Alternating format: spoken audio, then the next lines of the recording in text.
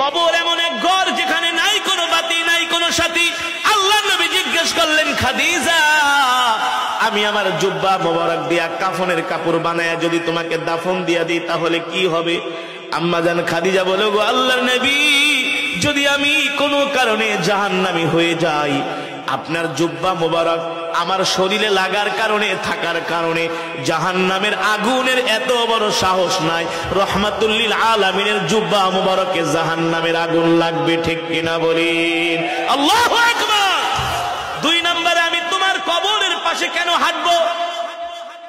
আম্মা জান ডাক দিয়া বলে, গো আল্লাহর নবী, কবরের মাটি যদি আমাকে এক পাশ থেকে আরেক পাশে চাপা দেয়, আপনার পা মোবারক যদি কবরের পাশে লাগে, মাটির পাশে লাগে, ওই মাটির এত বড় সাহস নাই আল্লাহর নবীর পা মোবারকের জায়গা ভেদ করে এক পাশের মাটি আরেক পাশে এসে খাদিজাকে চাপা দিবে, ঠিক কিনা বলি?